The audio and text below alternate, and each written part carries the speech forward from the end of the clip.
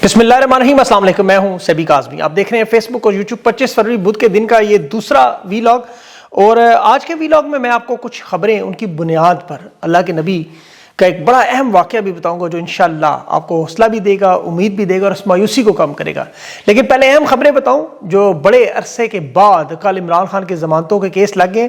5 महीने के बाद ये अचानक पेशरफ्त क्यों हुई?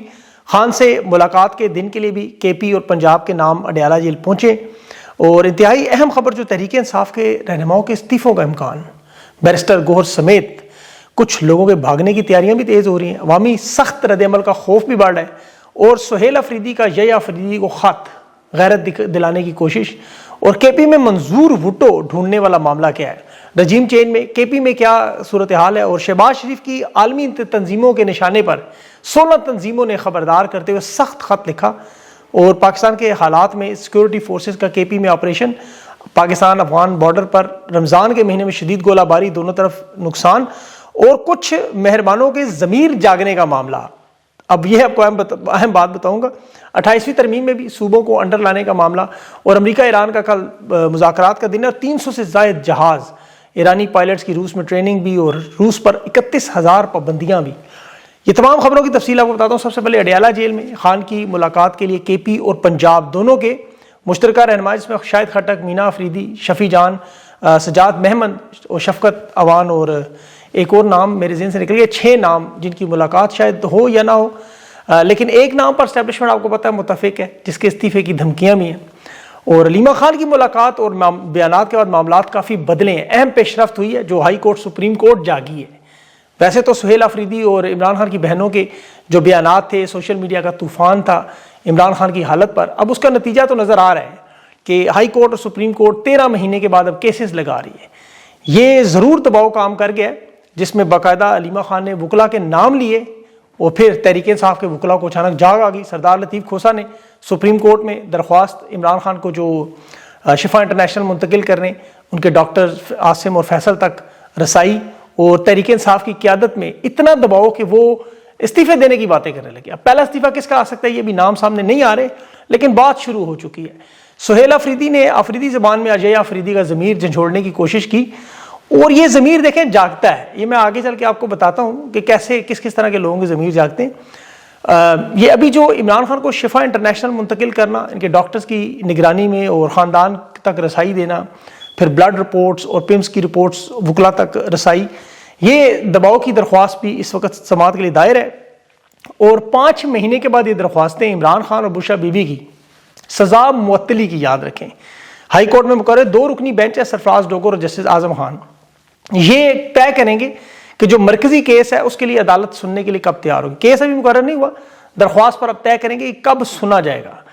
तो इमरान खान की बहनों की जो मुस्तकिल मजाजी है कि इन्हीं अदालतों से जहां इन्हें हालांकि पता है कि इंसाफ नहीं मिल रहा, लेकिन बार बार जा रही हैं, एक तो निज़ाम को भी एक्सपोज कर रही हैं और साथ इन लोगों के ज़मीर झंझोड़ रही हैं। अब पाकिस्तानी सोचते हैं कि तहरीक इंसाफ इतनी बड़ी जमात, 1100 उम्मीदवार, आला क़यादत, बल्कि तहरीक तहफ़्फ़ुज़ आइन के जो महमूद अचकज़ई और अल्लामा नासिर अब्बास भी, जिनके किरदार पर कोई शक नहीं करता, खान खुद उन पर एतमाद करता है, बहनें एतमाद करती हैं, लेकिन इमरान खान की आंख और नज़र के मामले पर तशवीश का इजहार उस तरह क्यों नहीं जिस तरह बहनें या अवाम कर रही हैं। अब उसकी कुछ वजूहात मैंने ढूंढी। देखें, एक तो वजह जो नज़र आती है कि इन्हें इलाज पर इत्मीनान है। इन्होंने वो वीडियो देखी, मुकम्मल इलाज का तरीक़ाकार देखा, न्यूट्रल डॉक्टरों की रिपोर्ट देखी, इन्हें मुतमईन किया गया। और दूसरी, इन्हें इमरान खान को अडयाला जेल से निकालने, जो कि सिर्फ इलाज के ज़रिए मुमकिन है, और ये रास्ता पाकिस्तान की सियासी तारीख में हमेशा वाहिद रास्ता, और इन मामलात में या तो इन्हें एतमाद में लिया गया, ये उसका हिस्सा बने। इसी वजह से ये तड़प नज़र नहीं आ रही जो बहनों के अंदर है। फिर इन्हें जो धमकियाँ और पैगामात दिए जा रहे हैं, जैसे अली मीन गंडापुर को आपको याद होगा फील्ड मार्शल के ज़रिए दिए कि जब तक मौजूद हैं ये इमरान खान को बाहर नहीं आने देंगे, और फिर अली मीन गंडापुर की तरह ये भी शायद हथियार डाल चुके हैं। वैसे इसके अलावा कोई वजूहात नहीं है। धमकियों का जो देखे जो सिलसिला है, डराने का, धमकाने का, वो इस लेवल पे है कि टाउट सहाफ़ी कह रहे हैं कि जी अडयाला जेल पर भी जो पाकिस्तान के अमन अमान के हालात है, कोई कालादम तंजीम हमला कर सकती है। मतलब ये खबरें पहुंचाने की ज़ाहिर है बड़ी अहम वजूहात है, वो भी मैं आगे चल के आपको दीनी वाक़े के दौरान बताऊंगा। लेकिन इस्टेब्लिशमेंट के वो लोग हैं जो इमरान खान से कुछ मोहब्बत भी करते हैं, उनकी भी एक बड़ी अहम राय है कि इमरान खान को जो मौजूदा बीमारी है या आँख का मसला है, सेहत का मामला है, इसमें अडयाला जेल से निकलना चाहिए। عمران خان صحت مند ہوں گے، تندرست و توانا ہوں گے تو پھر یہ لڑائی لڑ سکیں گے. ذہنی جسمانی طور پر ان کا طاقتور ہونا ضروری ہے. نظریاتی طور پر یہ بلا شبہ پاکستان کے واحد طاقتور شخص ہیں، لیکن ان کا ذہنی اور جسمانی طور پر صحت مند ہونا ضروری ہے. اس لیے خان کو باہر نکالنا ہے. اب عمران خان نے عوام کا سافٹ ویئر اپڈیٹ کیا ہوا ہے، آنکھوں کا آپریشن کیا ہوا ہے. اب عمران خان کا جو اپنا آپریشن اور علاج ہے وہ ضروری ہے، جو اس نظریے پر چلتے ہوئے اس لمبی لڑائی کے لیے، جو پاکستان کے لیے بھی بڑے ضروری ہے. اور یہ لڑائی جو اسٹیبلشمنٹ کی دیکھیں کیلکولیشنز اب تک جتنی بھی تباہ ہو چکی، کہ نفسیات کا معاملہ ہو، خان کی سیاست کا معاملہ ہو، عمران خان پہ تکالیف کا معاملہ ہو، جیل میں ٹوٹنے کا معاملہ ہو، کردار کشی کا معاملہ ہو، یہ ہر چیز ان کی بیک فائر کرے گی. جس طرح پاکستان کی معیشت، خارجہ پالیسی، امن و امان، عمران خان کی تمام پالیسیوں کے حوالے سے ان کی کیلکولیشنز غلط ثابت ہوئی. عمران خان کا دور پاکستان کا بہترین دور اب تک کی جتنی بھی سیاست گزری. اور عمران خان کے معاف کیجیے گا فیملی کے بارے میں، بہنوں کے بارے میں انہیں پتا تھا کہ رہنماؤں کو تو ہم قابو کر سکتے ہیں، لیکن بہنیں خان کے پیچھے ضرور آئیں گی. انہوں نے عمران خان کی بہنوں کو بھی متنازع کرنے کی پوری کوشش کی کہ جس سیاست میں مداخلت کرتی ہیں، عمران خان کی رہائی نہیں ہونے دے رہی، ہماری ڈیل نہیں ہونے دے رہی، علاج نہیں ہونے دے رہی. وہ پروپیگنڈا جو اکثر شیر افضل مروت، علی امین گنڈا پور شندانہ یا مشال یوسفزئی سے آپ سنتے رہے، یہ بھی ان کی مس کیلکولیشن نکلی کہ خان کی واحد طاقت اگر کھڑی ہے خان کا خاندان اور پاکستان کی عوام. وجہ یہ دو ہی سٹیک ہولڈرز ہیں جن پر پاکستان کی عوام ظاہر ہے ان حالات میں جانتی ہے کہ انہی کا نقصان ہو رہا ہے. خان کے نہ ہونے سے، خان کی زندگی، اس کی صحت سے، اس کی رہائی سے سب سے زیادہ اگر کسی کا نقصان ہو رہا ہے تو عمران خان کی بہنوں کا ہو رہا ہے. علاج میں وہ تکلیف میں ہیں جنہیں عمران خان کی سیاست سے کوئی فائدہ نہیں ہے، اس نقصان ضرور ہے، یا پاکستان کی عوام کو نقصان ہو رہا ہے. اب پاکستان کی جو سیاسی جماعتیں، اب دیکھیں اس میں جو اسٹیبلشمنٹ کے جرنیل ہیں، نواز شریف ہیں، زرداری، یہ سب اعتراف کرتے ہیں کہ عوام عمران خان کا ساتھ نہیں چھوڑ رہی اور وہ اپنے نظریے سے بھی پیچھے نہیں ہٹ رہے، خاموش بھی رہنے پر تیار نہیں. ان کی یہ بات مانتے ہیں کہ 3 سال 10 مہینوں کے ظلم و ستم کے بعد تحریک انصاف کو تو وقتی طور پر ہم نے دبا لیا، لیکن یہ ایک ایسا طوفان ہے جو خاموش ہونے کے بعد بھی کسی بھی وقت اٹھ سکتا ہے. جس طرح وائرس جسم میں پھیلتا ہے، نظریہ بھی اسی طرح پھیلتا ہے. یہ آج اٹھے، 30 دن بعد اٹھے، عید پر اٹھے، عید کے بعد اٹھے، یہ ضرور اٹھے گا. چاہے رہائی فورس کی صورت میں اٹھے، سہیل آفریدی کی قیادت میں اٹھے، یا لیڈر لیس احتجاج، یہ ہوگا ضرور. اور یہ خطرہ اسٹیبلشمنٹ کو ہمیشہ رہے گا. اسی لیے ان کی پوری کوشش ہے کہ ایک تو عمران خان کا کوئی نہ کوئی ضامن ڈھونڈ لیں جو معاملہ حل کرا سکے، لیکن انہیں کوئی ایک ضامن بھی نہیں ملا. امریکہ، برطانیہ، عرب ریاستیں، چین، ترکی، کیونکہ خان ان کا اثاثہ نہیں ہے. مغرب کے لیے تو ایپسٹین فائل میں آپ نے پڑھ لیا ہے کہ مغرب تو اسے خطرہ سمجھتا ہے، خمینی، پیوٹن اور شی جن پنگ سے بھی زیادہ. اثاثہ عمران خان اگر ہے تو وہ پاکستان کا ہے، پاکستان کی عوام کا ہے. اسی لیے اس اثاثے کی حفاظت بھی پاکستانیوں کا فرض ہے. اور پھر دیکھیں اسٹیبلشمنٹ جو حالات دیکھ رہی ہے جو 4 سالوں میں، وہ بھی ان کی مرضی کے مطابق نہیں ہے. آج دیکھ لیں، آج کی سب سے بڑی خبر جو شہباز شریف نے جو پاکستان کی سرمایہ کاری لانے دی، اس نے ہاتھ اٹھا دی. اس نے کہا جی ملک میں براہ راست سرمایہ کاری لانے کی ضرورت. اب یہ وہ بندہ کہہ رہا ہے جو 44 ممالک کے دورے کر چکا ہے، اور انجام یہ کہہ رہا ہے امارات سعودیہ نے تو ویزے بند کیے تھے. آج برطانوی حکومت نے بھی کہہ دیا کہ یہاں موجود پہلے پاکستانیوں کو لے کے جاؤ ورنہ ویزے تمہارے بند. اور وہ ان مطلوب لوگوں کو جو پاکستان میں کوئی نہیں لینا چاہتا، بدنام زمانہ جرائم پیشہ لوگوں کو. اب حکومت برطانیہ تیار نہیں ہوئی. پہلے بھی انہوں نے کہا پہلے ہمیں صحافی دینے کا نہیں. اور پھر آج 16 بڑی جماعتوں نے، انٹرنیشنل تنظیموں نے آزادی صحافت، انسانی حقوق پر پاکستان پر چارج شیٹ لگائی. شہباز شریف کو ایک اتنا بڑا خط، اور یہ خط انٹرنیشنل رپورٹس میں حوالے کی صورت میں نظر آئے گا. مغربی حکومتیں، چاہے یورپی یونین ہو یا IMF، ورلڈ بینک کے مذاکرات ہو، وہاں یہ استعمال ہوگا، کیونکہ یہ تمام انٹرنیشنل بڑی ریپیوٹیبل آرگنائزیشن، CJP ہے، رپورٹرز وداؤٹ بارڈرز ہیں، انٹرنیشنل پریس ہے، انٹرنیشنل ہیومن رائٹس کمیشن ہے. یہ وہ تمام جماعتیں ہیں جن کے خطوط سے اس ملک کی ریپوٹیشن، اکانومی، سب پہ اثر پڑتا ہے، اور ملک کی جو تھوڑی بہت عزت وقار رہ جائے اکانومی، وہ بھی ڈوب جاتی ہے. اب اس میں دیکھیں، اب ایک اور بہت بڑی ڈیولپمنٹ کہ ان کے اپنے لوگ اور بڑے قابل لوگ، جیسے ایک لیفٹیننٹ جنرل عامر ریاض ہیں، ان کا بیان سنیں. وائس جرنیل جو 3 سٹار جنرل کی مدت میں 2 کور کی سربراہی کر چکے ہیں، کور کمانڈر لاہور بھی اور کوئٹہ بھی، لاہور بھی اور کوئٹہ، نیشنل ڈیفنس میں بھی یہ رہے ہیں، صدر رہے، چیئرمین رہے ہیں، 111 بریگیڈ اور DG ملٹری آپریشن بھی رہے. ایک وقت میں والے گورنر کا نام بھی آ رہا تھا. یہ ہندوستان اسرائیل کا جو بھی تازہ ترین اتحاد ہوا، اسے بتا رہے ہیں کہ ایک لمبے عرصے کے لیے پاکستان میں بڑی گریٹر گیم اور اس خطے میں تباہی آ سکتی ہے. اب وہاں پہ اس کا میزبان پوچھ رہا تھا پروگرام کا کہ امریکہ کے ساتھ تو ہماری بڑی دوستی، یعنی کہ یہ دوستی تو وقتی ہے، عارضی ہے. یہ لمبے کھیل میں پاکستان کا بہت بڑا نقصان ہے، جس کی انہیں تو سمجھ آ رہی ہے قابل بندے کو، لیکن فیلڈ مارشل کے ساتھی جرنیلوں کو نہیں آ رہی. اور وہ اس لیے کہ آپ کسی بھی حکمران یا طاقتور لوگوں کے ذہن کو سمجھنے کے لیے ان کے ارد گرد لوگ دیکھیں. جو 1958 سے اس وقت پاکستان پر 2 خاندان مسلط ہیں جن کے آنے کے بعد پاکستان کی تباہی ہوئی.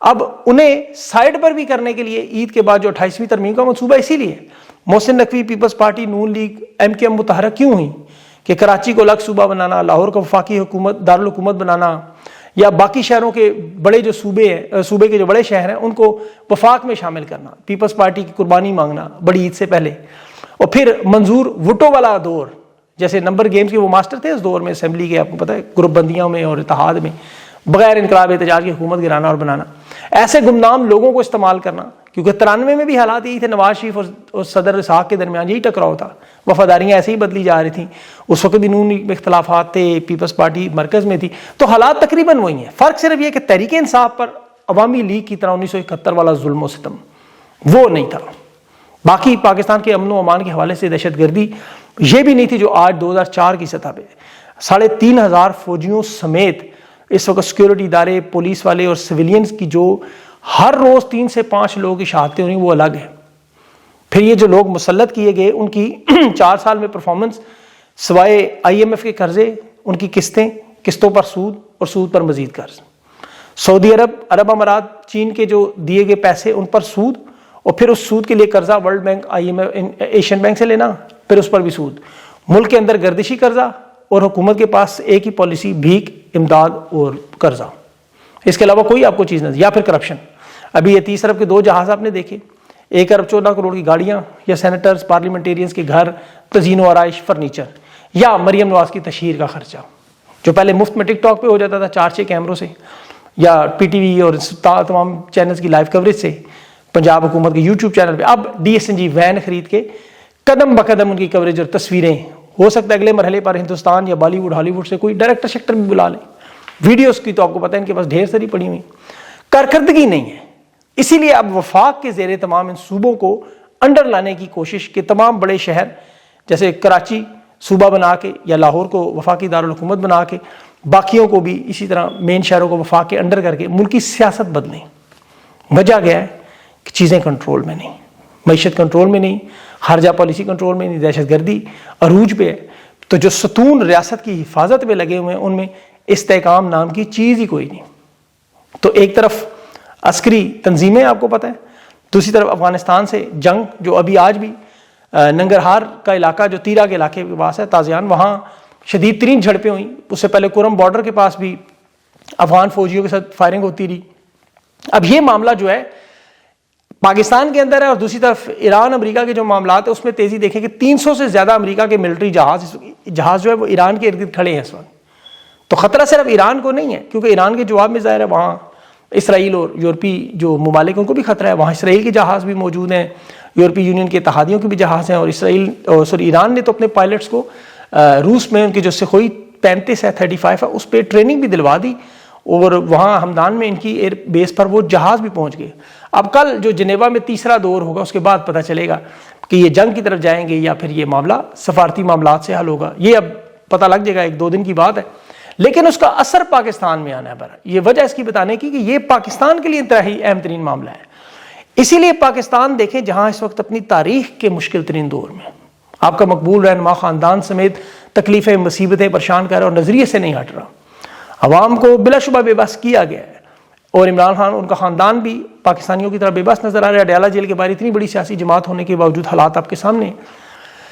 اب یہ مقصد میرا اس ویلاگ میں آپ کو دین کے ذریعے سمجھانا ہے، اور یہ واقعہ دیکھیں سردار الانبیاء رحمۃ للعالمین صلی اللہ علیہ وسلم کا، تاکہ آپ کو سبق ملے کہ خان کی قید تو 2 سال 6 مہینے 21 دن ہے، جس میں 150 دن قید تنہائی ہے، خان تکلیف میں ایک آنکھ سے نظر نہیں آتا، اور پاکستانی یہ سوچتے ہیں بار بار کہ مشکلات کب کم ہوں گی، سب کا سوال یہی ہے۔ تو ہمیں تو دین میں دیکھنا ہے کہ یہ معاملات کس طرح چلتے ہیں، کائنات کے والی کو دیکھنا ہے، اور یہ اللہ کے وہ نبی ہیں صلی اللہ علیہ وسلم جنہوں نے یتیمی دیکھی ہے، غربت دیکھی ہے، قید دیکھی ہے، طائف میں پتھر کھائے ہیں، ہجرت کی، جنگیں لڑیں، قریبی ساتھیوں کے انتقال دیکھے، مستقل دشمنی برداشت کی، قربانیاں دیں، اور تا قیامت تک ہمارے لیے مثال قائم کی۔ آپ کو پتہ ہے نبی پاک صلی اللہ علیہ وسلم کی قید بھی تھی، قید شیب ابی طالب علی، یہ محاصرہ جو آپ سنتے ہیں یہ حق کا راستہ آسان نہیں ہے۔ عمران خان نے دیکھیں امام حسین اسلام کے نظریہ پر کھڑے ہونے کا کہا، صرف کہنے کی خان اتنی بڑی قیمت ادا کر رہا ہے خاندان سمیت، تو یہ بیعت سے انکار اتنا آسان نہیں ہوتا۔ اللہ کے نبی نے 3 سال خاندان سمیت قید کاٹی۔ کائنات کے والی کو جب توحید کی انہوں نے دعوت دی، اسلام پھیلنا شروع ہوا، تو اس وقت جو قریش کے جو بڑے بڑے بااثر خاندان تھے ان کے نوجوان مسلمان ہونا شروع ہوئے. اب نوجوانوں سے خطرہ دیکھیں اس وقت سے ہے. بڑے بڑے سردار ڈر گئے کہ سرداری ختم ہو جائے گی, معاشرے میں سیاسی اثر و رسوخ ختم ہو جائے گا, طاقت ختم ہوگی. تو یہ سارے سردار اکٹھے ہو گئے. یعنی ظالم کے خلاف مظلوم کے خلاف کیسے ظالم اکٹھے ہوتے ہیں؟ کیونکہ ان کی اختیارات, ان کی طاقت کا معاملہ تھا. انہوں نے تحریری معاہدہ کیا تمام سرداروں نے, کعبے کے اندر لٹکا دیا کہ بنو ہاشم کے ساتھ کوئی خرید و فروخت نہیں کرنی, کوئی نکاح رشتہ نہیں کرنا, میل جول نہیں کرنا, ان کے ساتھ مکمل معاشی اور سماجی بائیکاٹ کرنا ہے جب تک یہ رسول اللہ صلی اللہ علیہ وسلم کو ہمارے حوالے نہیں کرتے. یا دوسرے معنوں میں وہ ہمارے سامنے بیعت نہیں کرتے. یہ بائیکاٹ جاری رہے گا, سماجی معاشی ناکہ بندی جاری رہے گی. اب بنو ہاشم کے لوگ ظاہر ہے کھڑے ہو گئے رسول اللہ صلی اللہ علیہ وسلم کے ساتھ, اور مکے سے وہ چلے گئے. وہاں سے شیب ابی طالب ایک چھوٹی گھاٹی تھی, وہاں انہوں نے 3 سال ان کا مکے والوں نے محاصرہ کیا. یہ 3 سال وہاں قید میں رہے. یہ اڈیالہ کے بعد تو آپ افطاری بھی دیکھ لیتے ہیں, کھانا بھی مل جاتا ہے, چائے بھی مل جاتی ہے. شیب ابی طالب کے بارے یہ حالات ہے کہ کھانے پینے کی چیزیں مکمل بنتے ہیں. بھوک سے یہ حالت تھی کہ بچوں کے رونے کی آوازیں مکے تک جاتی تھیں. پھر اس آوازوں سے کچھ لوگوں کا ضمیر جاگا جو رات کے اندھیرے میں کچھ سامان بھی لے آتے تھے, ورنہ وہاں خشک پتے کھا کے گزارا تھا, پیٹ پہ پتھر تھے. بی بی ختیجہ علیہ السلام اللہ اپنے عرب کی مالدار خاتون تھی, انہوں نے ساری دولت محاصرے میں لگا, لیکن بھوک تھی, سماجی تنہائی تھی, اوپر سے مسلسل جان سے دھمکیاں بھی دی جاتی تھیں, سازشیں بھی ہو رہی تھیں. حضرت ابو طالب جو تھے وہ سوتے نہیں تھے, وہ دن رات رسول اللہ صلی اللہ علیہ وسلم کی حفاظت میں جاگتے تھے کہ بھتیجے کو کوئی نقصان نہ پہنچے. اب معاملہ بڑا سادہ تھا. دیکھیں خود ساختہ نظریہ کیا ہے, یعنی رسول اللہ صلی اللہ علیہ وسلم کو حوالے کر دیں, باقی خاندان کے لوگ پرامن ہو جاتے. رسول اللہ صلی اللہ علیہ وسلم وہ تبلیغ بند کر دیتے, عرب دنیا خوش ہو جاتی, ان کے اختیارات کو کوئی چیلنج نہ کرتا, یعنی بیعت کر لیتے, بت پرستی جھوٹے نظام کو مان لیتے. لیکن اللہ کے نبی 3 سال ڈٹے رہے, اور پھر مکے کے سردار خود ٹوٹنا شروع ہوئے, ان کے ضمیر جاگنا شروع ہوئے. حشام بن عمرو, اس نے سب سے پہلے آواز اٹھائی, 5 سرداروں سے مل کے بات کی, یہ معاہدہ توڑنا ہے, ختم کرنا ہے, ظلم بہت ہو گیا, بس کرو. باقی سرداروں کو معاہدہ کہ چلو آؤ مکے کے دروازے کھولیں, دیکھتے ہیں معاہدہ. جب دیکھا تو معاہدہ دیمک کھا گئی تھی سوائے اللہ کے نام کے. انہیں موقع ملا, محاصرہ ختم ہوا, بائیکاٹ ختم ہوا, قید ختم ہوئی. اور اللہ کے نبی اس کے بعد بھی بی بی ختیجہ اور حضرت ابو طالب کی اس دنیا سے رخصت کے بعد اس غم کا سال, اسی لیے کہتے ہیں وہ اس کو مناتے رہے, مطلب دکھ تھا ان کو بڑا. لیکن نظریہ جیتا, اللہ نے راستہ کھولا, اور پھر اللہ نے بتایا مدینہ کی دیکھیں ہجرت ہوئی, اسلامی ریاست قائم ہوئی. یہ اللہ پر ایمان کہ یہ جو مشکلات میں اسی طرح ضمیر جھنجھوڑنے والے لوگ بھی ملتے ہیں, اور حوصلہ اللہ جتواتا ہے, نظریہ جیتتا ہے. یہ جو مشکلات آپ کے اوپر آ رہی ہیں اس مہینے میں بھی, رمضان کے مہینے میں بھی تکلیفیں ہیں, یہ آپ ان کو پڑھا کریں, ان کو سنا کریں, ان کو سوچا کریں کہ یہ نظریے پر کھڑے ہونے کی قیمت ہے. اور ساتھ ساتھ اللہ سے دعا کیا کریں کہ اللہ تعالیٰ ان مشکلات کو کم کرے, آزمائش کم کرے, اور پاکستان پر, پاکستان کے حالات پر رحم کرے, اور انشاءاللہ امید پہ قائم رہے, مایوسی کو اپنے قریب پھٹکنے دے. یہ ان کا آخری ہتھیار ہے. اللہ انشاءاللہ آپ کو جیت دلوائے گا. اپنا خیال رکھیں. مجھے اگلے ویڈیو تک کے لیے اجازت دیں. اللہ حافظ.